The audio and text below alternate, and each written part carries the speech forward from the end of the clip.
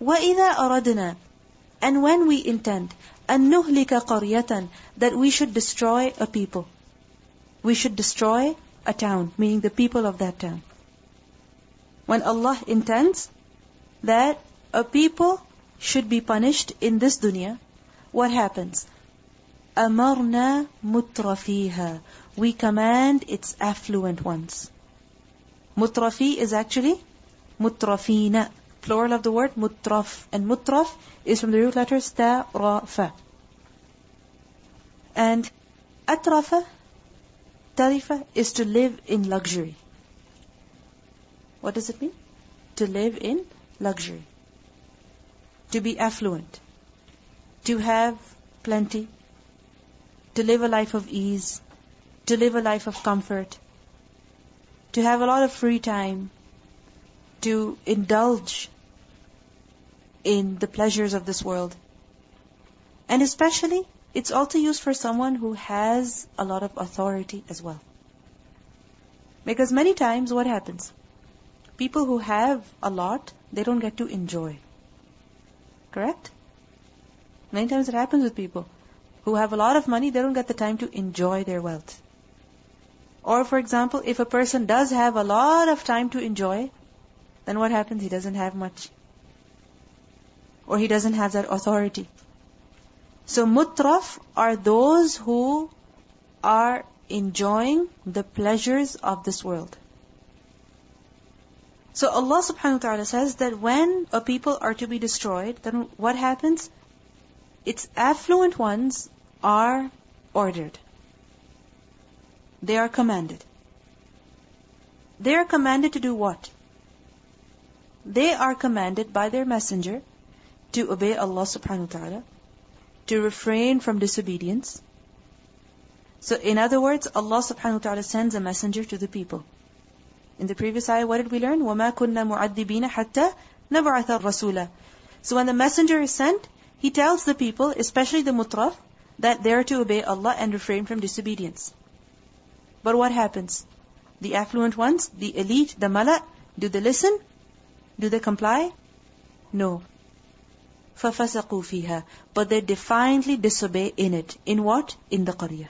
Meaning they continue to disobey Allah subhanahu wa ta'ala. And as a result, what happens? فَحَقَّ عَلَيْهَا الْقَوْلُ. So the statement becomes deserving upon them. What statement? The sentence of punishment. The kalima adab. That if the people do not believe, they will be punished. So as a result, what happens? فَدَمَّرْنَاهَا. So we destroyed it. تَدْمِيرًا. A complete destruction. دَمَّرَ يُدَمِّرُ تَدْمِير. دال ميم را. We have done this word earlier as well. Basically is to destroy something completely by uprooting it, by cutting it off from the root, and also to destroy something by demolishing, by collapsing. For دَمَّرْنَاهَا تَدْمِيرًا. We completely annihilate, completely destroy the people.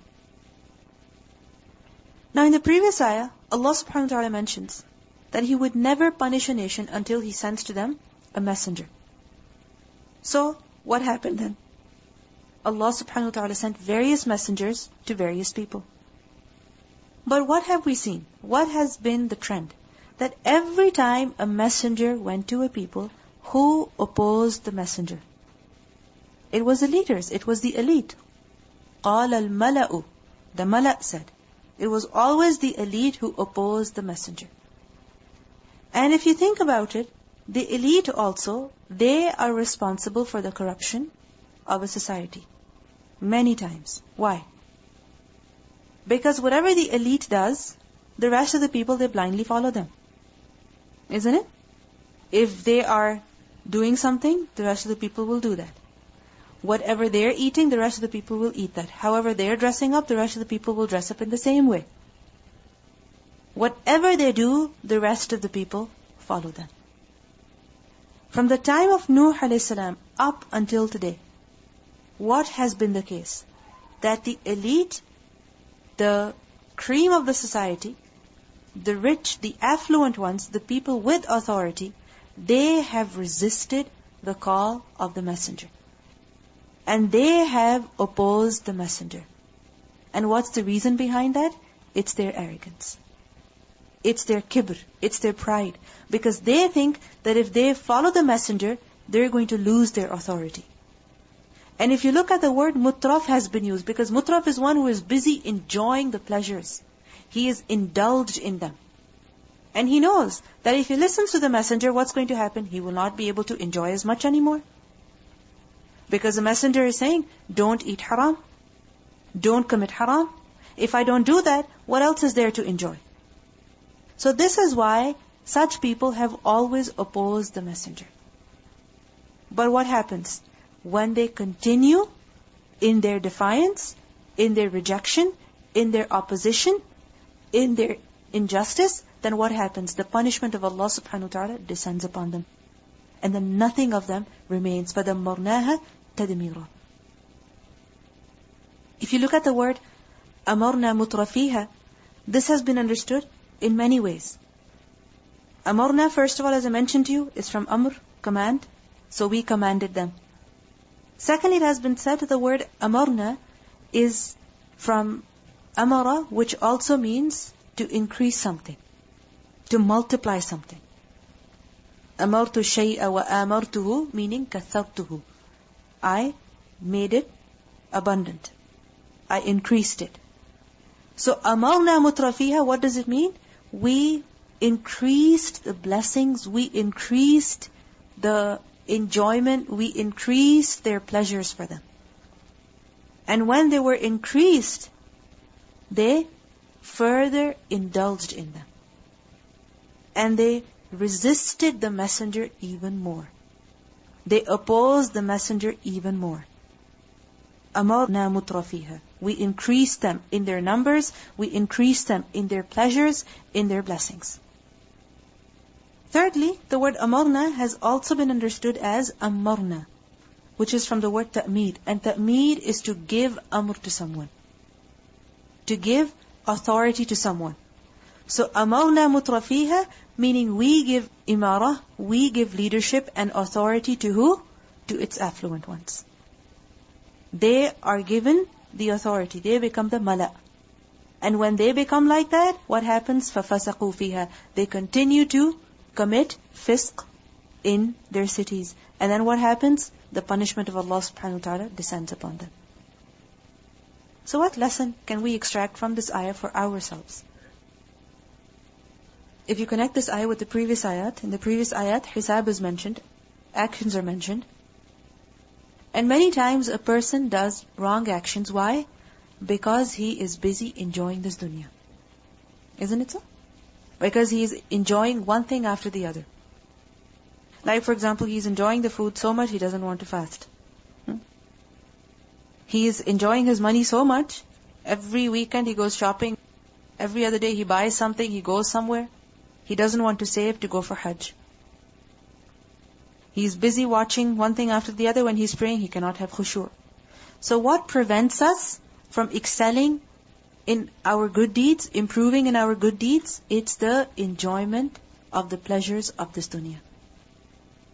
But we see that this is a fitna. This is a trial. This is a temptation. Because when people are increased in their pleasures, in their enjoyments, then what is that? That is respite from Allah subhanahu wa ta'ala. That's a fitna. That's a big test. Because when a person continues to indulge in them, then sooner or later, the punishment comes. So we need to be very careful that when Allah subhanahu wa ta'ala has given us the blessings of this world, where are they taking us? Are they taking us closer to Allah, or are they taking us farther away from Allah? If they're taking us farther away from Allah, then that is a warning sign. There is a big problem. Exactly. Many times it happens that when a person is given the enjoyment of this world, the blessings of this world, he forgets the higher purpose. He forgets the deen. He forgets his akhirah. So in this is a warning that when you are enjoying the blessings, don't forget the akhirah. Because if you do so, then the consequences are very serious. That if a person has been given authority, or if a person has been given something because of which other people look up to him, then he needs to be extremely careful. Because others will follow him blindly. Like for example, if a person is the eldest sibling, then what's going to happen? Other siblings are going to follow, right? Whatever you listen to, they're going to listen to. Whatever you watch, they're going to watch. However you dress up, they're going to dress up. Isn't it so? Similarly, if a person has been given a lot of wealth by Allah subhanahu wa ta'ala, then he should be very careful. Why? Because other people are going to want to emulate him in whatever he does. Whatever he's wearing, whatever he's saying, wherever he's going, other people are going to want to follow him. So it's a big test. Exactly. Sometimes worldly success of a person blinds him. And he thinks that because he is successful, whatever he is doing must be right. Which is why he continues to do whatever he's doing. فَفَسَقُوا فِيهَا. They continue. وَكَمْ أَهْلَكْنَا. And how many we have destroyed. مِنَ الْقُرُونِ. Of the generations. Meaning so many generations we have destroyed. مِن بَعْدِ نُوحٍ. After Nuh alayhi salam. وَكَفَى بِرَبِّكَ. And sufficient is your Lord. بِذُنُوبِ عِبَادِهِ. With sins of his slaves. خَبِيرًا. As one who is aware. بَصِيرًا. As one who is seeing. Meaning Allah is sufficient as Khabir and Basir of the sins of His servants. He knows very well and He sees them as well. He is fully acquainted of their actions and He sees them perform those actions as well. So none of their actions are hidden from Him. In this ayah is a warning that so many people have been destroyed before for their wrongdoing. Ibn Abbas radhiyallahu anhu said, that between Adam and Nuh alayhi salam, there were 10 generations. Between Adam and Nuh, how many were there? 10 generations. During all of which people were upon Islam. They were upon the religion of Tawheed. Yes, there were some sins, perhaps some major as well, like murder. Adam alayhi salam's own son, he committed murder. There were sins. However, people were still upon the religion of Tawheed. But at the time of Nuh alayhi salam, people had fallen into shirk. And since the time of Nuh alayhi salam, this chain continued. That every now and then, shirk was completely finished. However, people started again. People started again. And this continues till today. And this chain has not stopped. That people were upon guidance, but then, after some time, corruption began, and it continued one generation after the other. And when this corruption, it became rampant, it became very common, then what happened? Allah subhanahu wa ta'ala descended His punishment upon the people. So many nations were destroyed after Nuh alayhi salam. In Surah Ibrahim, ayah number 9, we learn, أَلَمْ يَأْتِكُمْ نَبَأُ الَّذِينَ مِنْ قَبْلِكُمْ قَوْمِ نُوحٍ وَعَادٍ وَثَمُودٍ وَالَّذِينَ مِنْ بَعْدِهِمْ لَا يَعْلَمُهُمْ إِلَّا اللَّهِ. So many nations were destroyed. People whom you don't even know about. Some nations we know of and others we have no idea about. وَكَفَى بِرَبِّكَ بِذُنُوبِ عِبَادِهِ خَبِيرًا بَصِيرًا.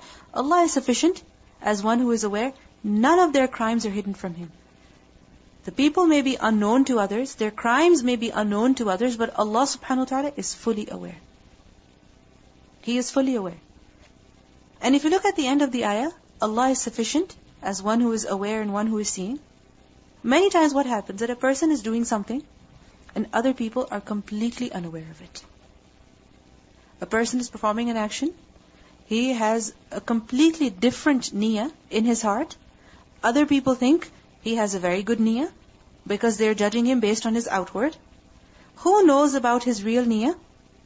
Allah subhanahu wa ta'ala. Who knows about his true side?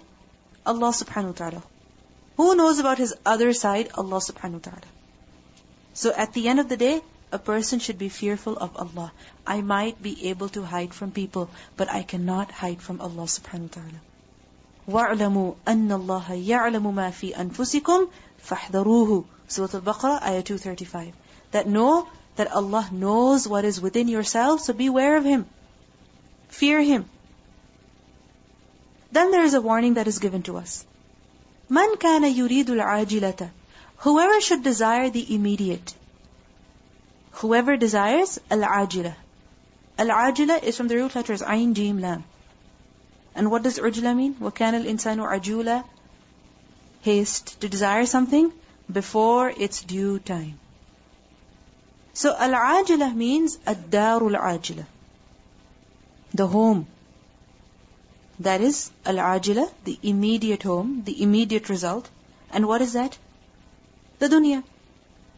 Dunya is a place of work, and akhirah is a place of reward and recompense.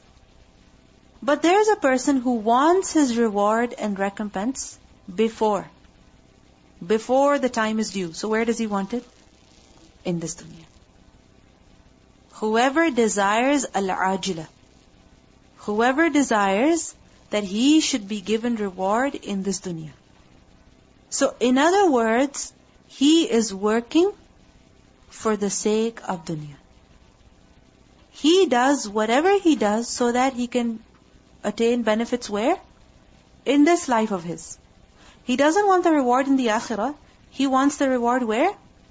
Now. So what happens to this person? Ajjalna, we hasten. Meaning we give him quickly. Lahu, to him. To who?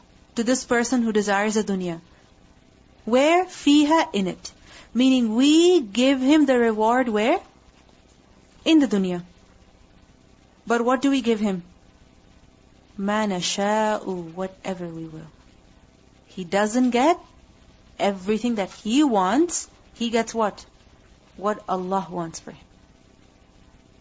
Because many times people work, they strive to earn dunya. They spend day in and day out working to make more money, working to be successful in their worldly career. But are they successful completely? No. Did they become a billionaire? No, they don't. They're still struggling. So a person gets in this dunya only what Allah has destined for him. Ma nasha'u. And for who? Liman nuridu, for whoever that we want.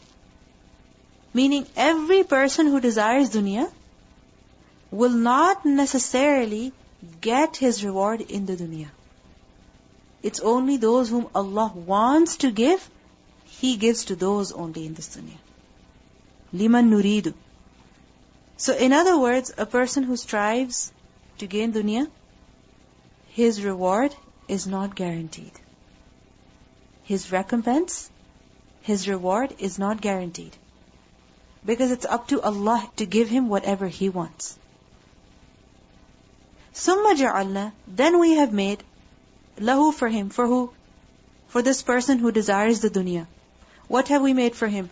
Jahannama, hellfire. Yaslaha, he will burn in it. Madmuman, one blamed. Madhura, one rejected. Meaning in the hereafter he will get nothing.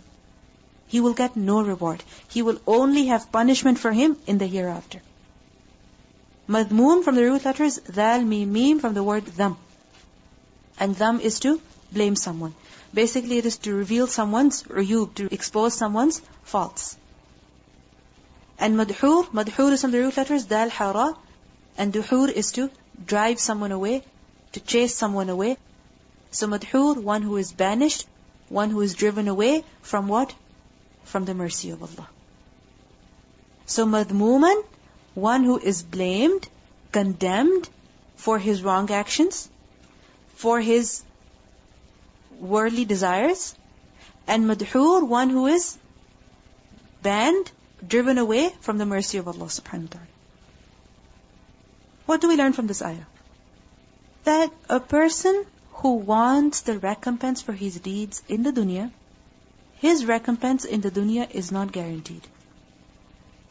However, what is guaranteed for him is that in the hereafter he will have nothing. He will get no reward. He will get no benefits in the hereafter. The only thing that is prepared for him in the hereafter is what? The hellfire. Because whatever he did has been consumed. It's finished. So he has nothing that is worth taking him to paradise. Therefore, he will end up in the hellfire. We see that every person who is doing something, he expects some kind of recompense in return. Isn't it? Like for example, if you smile at someone, you do expect that perhaps the other will smile.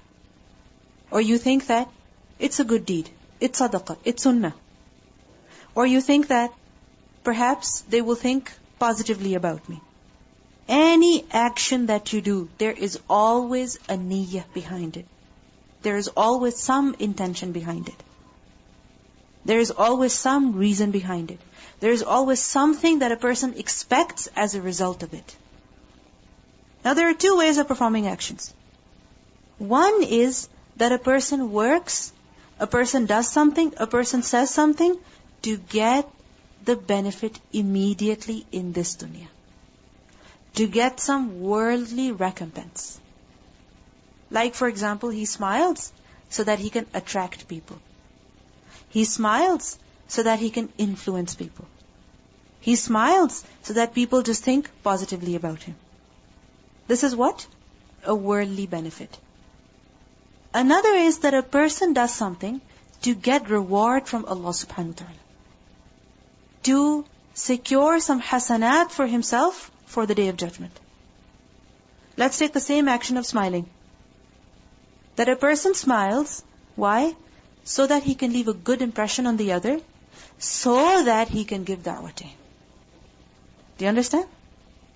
So that he can make the other person think positively about him, so that he can come and speak to him, and then he will tell him something about the deen.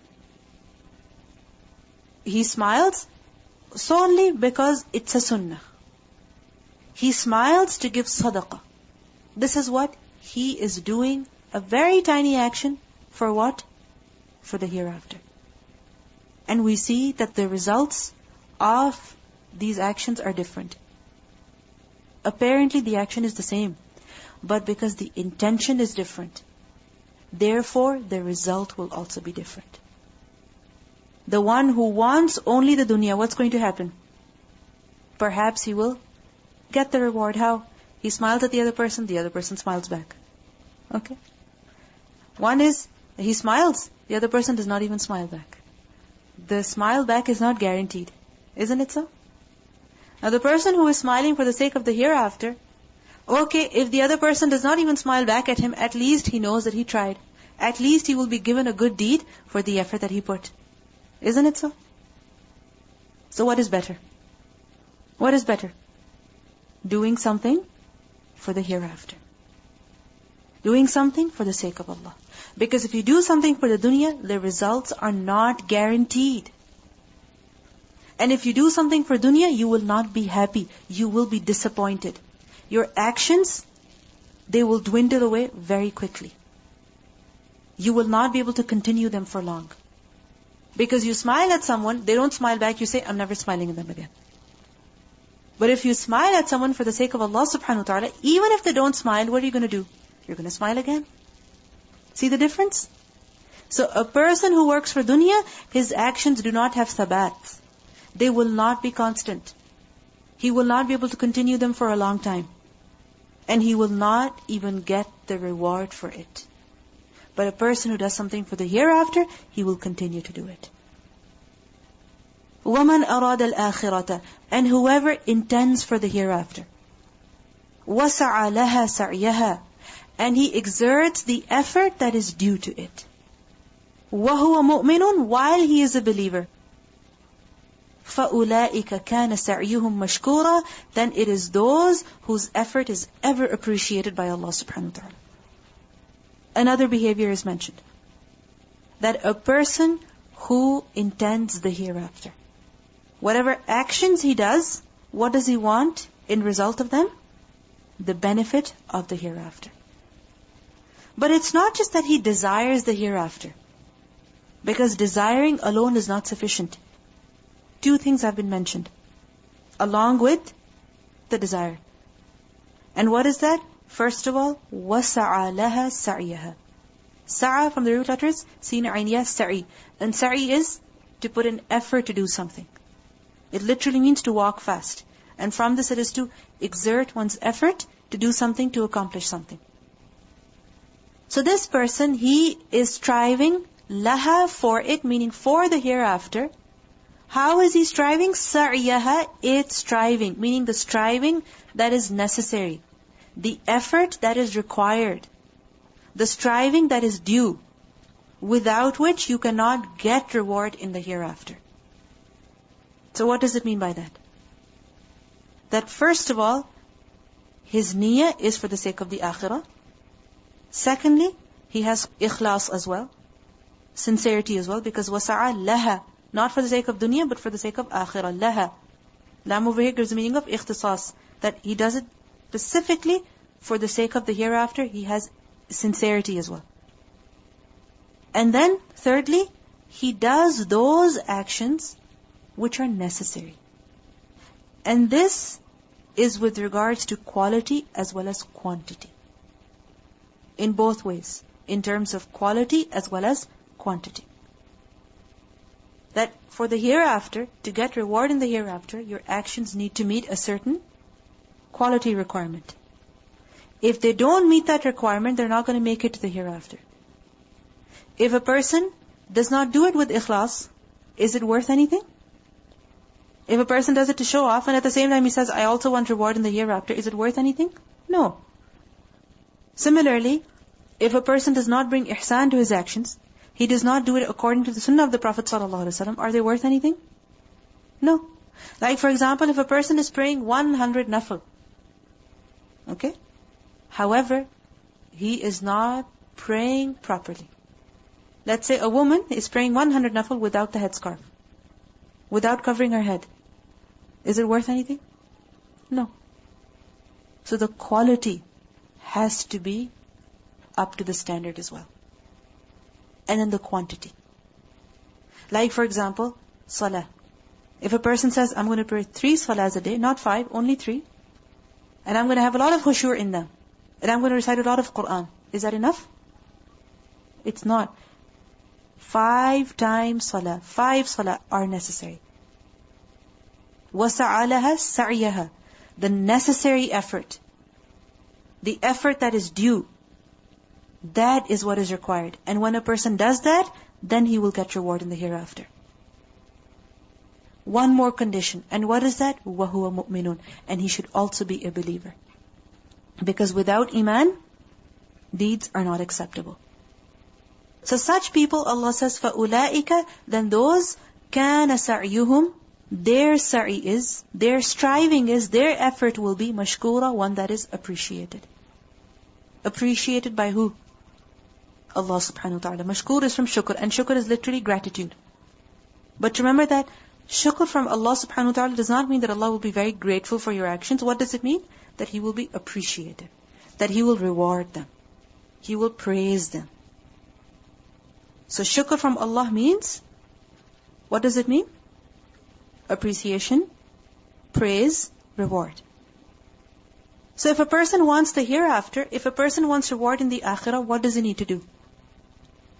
What do we learn from this ayah? What does he need to do? He needs to strive. He needs to do sa'i. If you notice, amal has not been mentioned. Fi'l has not been mentioned. What has been mentioned? Sa'i. Because you need to put in effort. If you want something in this dunya, don't you need to put in effort? The higher your goal, the more effort you need to put. Like for example, if a person wants to become a doctor in this dunya, what does he need to do? He needs to put in a lot of effort.